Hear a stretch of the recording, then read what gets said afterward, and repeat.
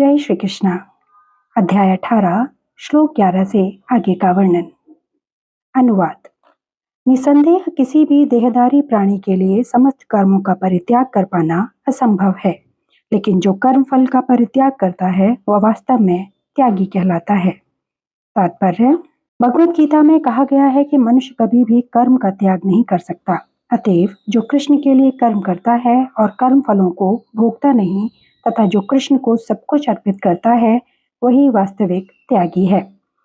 अंतर्राष्ट्रीय कृष्ण भावनामृत संघ में अनेक सदस्य हैं जो अपने अपने कार्यालयों, कारखानों या अन्य स्थानों में कठिन श्रम करते हैं और वे जो कुछ कमाते हैं उसे संघ को दान दे देते हैं।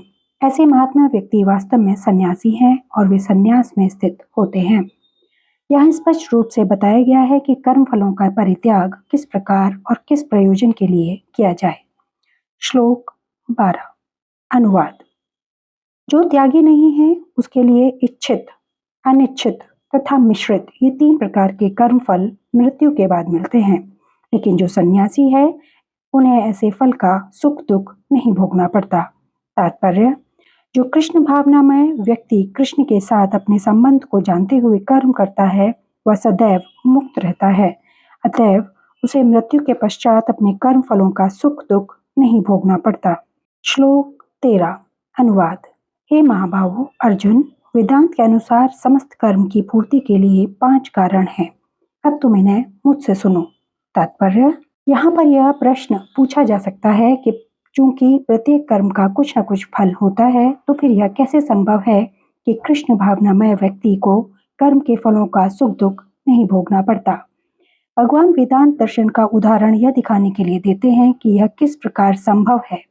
वे कहते हैं कि समस्त कर्मों के 5 कारण होते हैं। अतएव किसी कर्म में सफलता के लिए इन 5 कारणों पर विचार करना होगा। सांख्य का अर्थ है ज्ञान का आधार स्तंभ और वेदांत अग्रणी आचार्यों द्वारा स्वीकृत ज्ञान का चरम आधार स्तंभ है। यहाँ तक कि शंकर भी वेदांत सूत्र को इसी रूप में स्वीकार करते हैं। अतएव ऐसे शास्त्र की राय ग्रहण करनी चाहिए।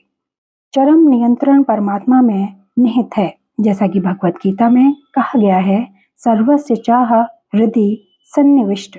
वे प्रत्येक व्यक्ति को उसके पूर्व कर्मों का स्मरण कराकर किसी न किसी कार्य में प्रवृत्त करते रहते हैं और जो कृष्ण भावना भावित कर्म अंतर्यामी भगवान के निर्देशानुसार किए जाते हैं उनका फल न तो इस जीवन में नहीं मृत्यु के पश्चात मिलता है। श्लोक 14। अनुवाद। कर्म का स्थान, शरीर, कर्ता, विभिन्न इंद्रियां, अनेक प्रकार की चेष्टाएं तथा परमात्मा ये 5 कर्म के कारण हैं। तात्पर्य। अधिष्ठानम शब्द शरीर के लिए आया है। शरीर के भीतर आत्मा कर्म करता है जिससे कर्म फल होता है। अतएव यह कर्ता कहलाता है। आत्मा ही ज्ञाता तथा कर्ता है। इसका उल्लेख श्रुति में है। ऐश ही दृष्टा स्रष्टा। ज्ञान सूत्र में भी ज्योत एव तथा कर्ता शास्त्र शास्त्रार्थ वत्ताव श्लोकों से इसकी पुष्टि होती है। कर्म के उपकरण इंद्रियां हैं और आत्मा इन्हीं इंद्रियों के द्वारा विभिन्न कर्म करता है। प्रत्येक कर्म के लिए पृथक चेष्टा होती है, लेकिन सारे कार्यकलाप परमात्मा की इच्छा पर निर्भर करते हैं जो प्रत्येक हृदय में मित्र रूप में आसीन है। परमेश्वर परम कारण है।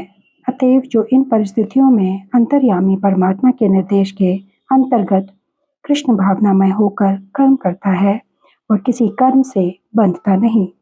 जो पूर्ण कृष्ण भावनामय है वे अंततः अपने कर्मों के लिए उत्तरदायी नहीं होते। सब कुछ परम इच्छा परमात्मा भगवान पर निर्भर है। श्लोक 15। अनुवाद। मनुष्य अपने शरीर, मन या वाणी से जो भी उचित या अनुचित कर्म करता है वह इन 5 कारणों के फलस्वरूप होता है। तात्पर्य। इस श्लोक में न्याय, उचित तथा विपरीत, अनुचित शब्द अत्यंत महत्वपूर्ण है।